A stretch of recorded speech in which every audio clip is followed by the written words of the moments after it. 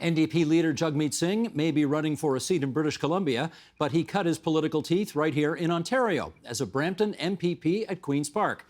As he takes his campaign into the final days, he's back in the province, looking to shore up reliable ridings and, of course, convert some too. And we're pleased to welcome Jagmeet Singh back to our program somewhere along the 401 between London, Ontario and Niagara as he comes to us from the campaign bus. Mr. Singh, it's good to see you. How you doing? Doing really well. It's been an amazing ride.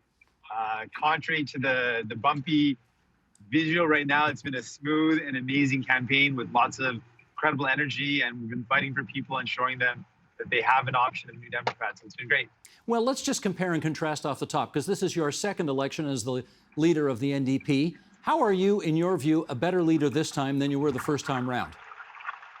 Well, what we have to show folks is we've got our track record of how we fought for people in the pandemic. We fought to double serve when Canadians needed that help. Many times the Liberals wanted to cut that help.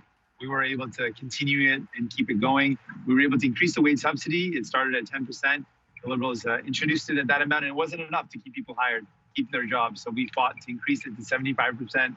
We brought in paid sick leave federally, which could have been improved, but we asked 22 times for it to be expanded. Mr. Trudeau said no, but we were able to bring in something that hundreds of thousands of Canadians were able to use. And we fought to get help to students who were not included in the SERB. So we were able to win some significant victories, and having a track record of what we were able to achieve is a lot different than in 2019. So we can now point to what we were able to get for Canadians and let them know, if you want some more support and help moving forward, New Democrats are there for you. This campaign, as has been famously noted by many people, seems to be one of the angriest on record. Maybe not the angriest ever, but it's certainly, there's plenty of stuff going on out there. What's your sense of the mood of the electorate right now? Well, there's certainly lots of people frustrated with this selfish election that Mr. Trudeau called. I think it was a bad decision. They think that it should not have been called with the fourth wave of COVID-19 imminent, with kids going back to school, with the crises in Afghanistan and the forest fires. So a lot of reasons why this shouldn't have been called. But Canadians are also frustrated that a lot of things that were promised to them by Mr. Trudeau weren't delivered. So they're certainly angry and upset about that. And we're providing Canadians with a real outlet saying, listen, you do not have to be stuck with either Conservatives or Liberals. If you want someone who's going to actually fight to make sure that billionaires pay their fair share, we invest that back into you. That's us, the New Democrats. We're there for you. I well remember, though, and obviously you do too, in the last election, somebody came up to you on the street and said, come on, man, take that turban off or you won't get any votes. Have you run into that kind of thing in this campaign? That's a part of, for me, a part of campaigning. It happens sometimes. There's negativity and there's some discrimination. But I think about all the people that live with that in their day-to-day lives, all the women that live with that in their workplaces, racialized people, Indigenous people, Black people. And I experience a little bit of what they go through, but I'm committed to making sure that we live in a country where that doesn't happen to anyone. And so having experienced a little bit of it, maybe it gives me an ability to understand people more. But more than anything, it's my commitment to making sure no one has to live with that. You know, back in the day, most people in the country voted Liberal or Progressive Conservative when that party existed. And if you didn't like them, the NDP was a pretty safe, reliable place to put a protest vote. Those days are gone. There are many people in this country now who see you and the Greens, frankly, as part of a group of legacy parties who don't represent those who are truly disillusioned and feel left behind, and they're going to the People's Party. What can you do about that? Well, I don't think that's the case. I think when people really want to choose a party that's going to fight for them in a progressive way, that's going to fight to increase healthcare, it's going to take on the billionaires and take on the super rich, take on the big telco companies. We're the party that's shown time and time again, we're on your side. And while the Conservatives and Liberals allow the telco companies to exploit Canadians, and we end up paying the highest prices in the world on our cell phone and internet services, and when Mr. Trudeau teamed up with the Conservatives to vote against pharmacare, to vote against getting profit out of long-term care, and to vote against taxing the billionaires, certainly people feel like they're for the super rich, for the elite. But the Democrats have shown that we are always on the side of people and workers, and we will continue to fight for them. All right, since you brought that up, let's move on to your platform now. And one of the planks that you've really been hitting hard is this issue of taxing the so-called super rich. Let's put some flesh on this bone. What constitutes super rich in this country? Well, somebody's using an offshore tax haven to hide their wealth.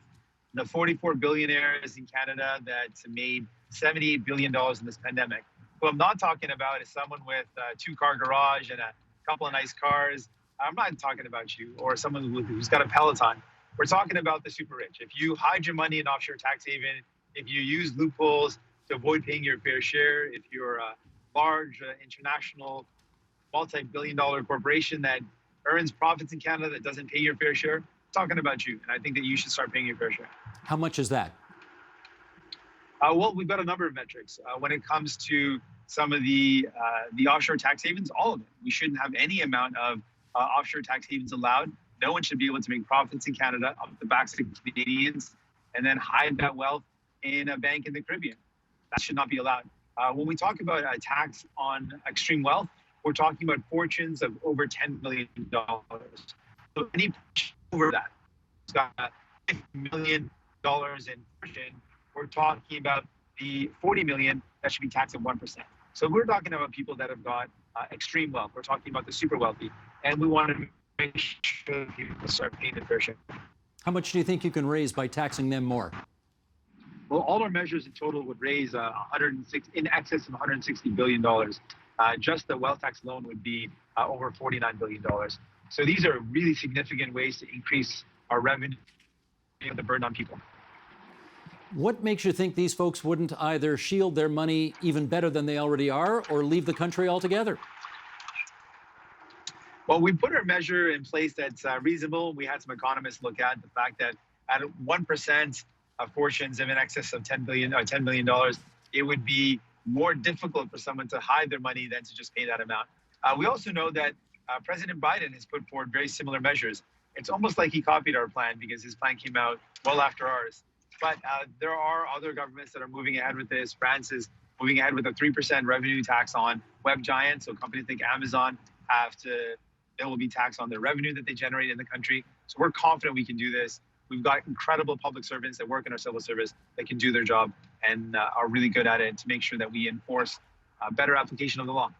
I appreciate your confidence, but I well remember many years ago, France brought in something similar to what you're talking about right now, and they basically had to walk away from it because too many people were leaving the country.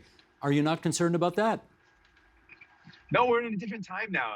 We're seeing billionaires go to space, and people are frustrated that they pay their fair share, and why shouldn't someone just because they're a billionaire?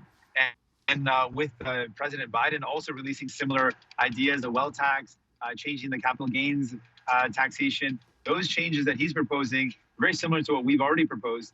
And it shows that people are moving in this direction. I think we're in a different time now, and there's ways to move forward to make sure that the billionaires start paying more of their fair share like they used to in the past. We're confident we can make this happen. All right, Mr. Singh, let's talk long-term care. In your platform, you say there is no place for-profit long-term care, and you'd purport to do something about it. I needn't remind you, this is something that's in provincial jurisdiction, not yours. So how would you do it? Well, this is not unsimilar to the problem that we had when we brought in universal healthcare, and there were private hospitals. A part of the journey of universal healthcare was to get rid of that private delivery of care in those hospitals, and we did it. I'm not suggesting it's easy, but I believe a leader is someone who looks for solutions, not for someone who looks for excuses. If we took the approach that it's not our jurisdiction, we would never have universal healthcare. So I believe after seeing the horrific examples of what for-profit care does in long-term care, how the worst conditions of care happen in those for-profit centers because they're cutting corners, less care, less hours of care, and it meant our seniors were dehydrated, malnourished, and there was just incredible horrors going on in for-profit care homes. I can't stand by idly and let that happen.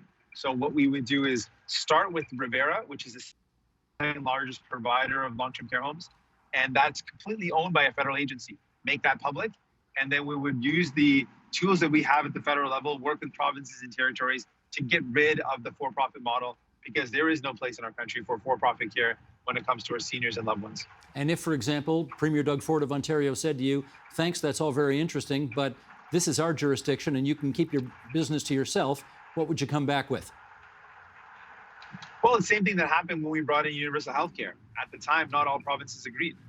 And we were able to win that fight. It took some time, but we were able to win because people saw that it made sense that you should be able to get care no matter how much money you have in your pocket. But initially, provinces didn't agree. And I'm not going to be surprised that they don't agree now. But the thing is, when you meet someone who's lost their loved one because of for-profit care, and the fact that their loved one was left in their own waste, were given used medication and reused syringes, when you hear those stories from people, you can't sit back and say, I'm not going to do anything. And you can't use jurisdiction as an excuse. We live in a federal country, which means obviously we're going to have to work within jurisdiction, but that does not mean we can't act. And in fact, I would say we can't afford not to act. All right, let's talk climate change. How high do you think, if you were in charge, you would have to raise the carbon tax in order to realize the emission reductions we need by the year 2030? Well, my concern is not so much with the existing plan around the price on pollution. My concern is that Mr. Trudeau exempted the biggest polluters. So the big difference between our plan and Mr. Trudeau's is that we wouldn't exempt the biggest polluters. We'd make sure that they contribute fairly. It makes no sense that the burden would fall on families, but the biggest polluters, the biggest emitters would get a free ride. That's a big difference between our plan and Mr. Trudeau's. In addition, we think that ending fossil fuel subsidies has to be a priority. And while Mr. Trudeau promised it, he ended up increasing them just under $1 billion. In fact, he has increased fossil fuel subsidies to more than what was given under Harper and the Conservatives, despite having promised to end them. That, to me, is completely wrong, and that is not how you fight the climate crisis. All right, well, let me follow up with this. You know, I do watch all of your campaign events on television, and I know you've been asked numerous times, what would you raise the carbon tax to? And you usually start your answers by saying, let me be perfectly clear, and then you don't give a number. Can you give us a number here tonight? Well, we said before that we support the increase in carbon taxing, carbon pricing, up to the $180 or so. So that makes sense. But my major concern is Mr. Trudeau put that price on pollution, but exempted the biggest emitters, the biggest polluters. That's the big distinction with our plan. We would not exempt the biggest polluters as Mr. Trudeau has. We would make sure that they pay their fair share. I take your point. I also just interviewed a guy by the name of Mark Jacquard, who I suspect you know. He's from Vancouver, British Columbia. He is one of the foremost climate modelers in the country, and he has created what he calls a climate sincerity index. He's got the Liberals at 8 out of 10. He's got you at 2 out of 10, based on the lack of specificity in your platform and the lack of detail that you have during this campaign offered. Are you only a 2 out of 10 on this? Well, I would say that Mr. Trudeau's track record that we have evidence of is a fail, is a 0 out of 10. He has failed on every single metric. He failed to reduce emissions, increase them, failed to end the fossil fuel subsidies, increase them. He set targets, missed every single one, and he put a price on pollution, but exempted the biggest polluters. So we've got the evidence of his actual actions instead of his words. His actual actions show that he is the worst. He has got the worst record of all G7 nations. Well, except an independent observer, though, Mr. Singh, an independent observer, he's not in the tank for any party, says the Liberals in climate sincerity are an 8 out of 10, and based on your lack of detail, a 2 out of 10. Does the NDP have to do better on this? Well, we will always listen to experts, but we've got experts that say our plan is the best plan. And so that's not surprising that Mr. Trudeau wants to emphasize a particular expert. We've got experts that say that it's not sufficient to just rely on market pressure, and that's not going to get us to where we need to go. Market incentives and pricing is not enough, that this is such a serious crisis that we need public resources. We need to have a whole of government approach. And those experts are saying that it's never going to be enough if we just rely on market pressure, that we need to actually use government resources, public money, public investments, and that's what we believe in. We believe in public investments to tackle this crisis because it requires an all-hands-on-deck approach, and that's what we're providing. And our experts agree that, they're not ours, they're experts that also agree that our plan is the best because it includes that proactive public resources approach as opposed to a simply strictly market incentive approach. And I agree that we need to do more than just market pressures.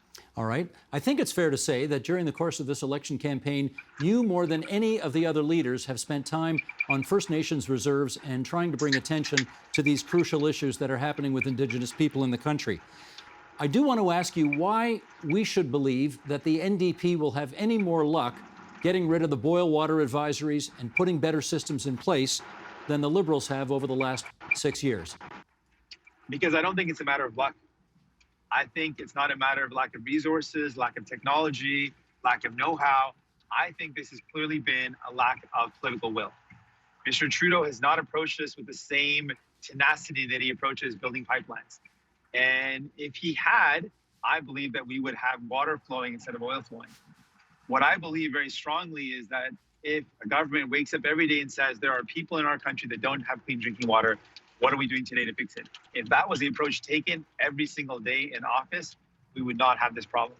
And so my commitment is that this is such a serious problem, it will require a daily focused priority in making sure that we do not have anyone in our country that can't drink the water in their home communities. We will fix this problem. All right, let me ask you about not only election night, but the night after election night. And to that end, we all remember that your political career started as a member of the Ontario legislature, and so I'm going to use an example from the past of that political body to raise a question about the future. In 1985, the first and second place parties were essentially tied, and the NDP held the balance of power. That's a very real possibility for you this time out. Back in 1985, the second place Liberals signed an agreement with the third place NDP on a program that they could both agree on. Would you be open to a similar kind of accord between a second place party and your party, if you're in third place, in order to agree on a platform of issues that could be brought forward in the next Parliament?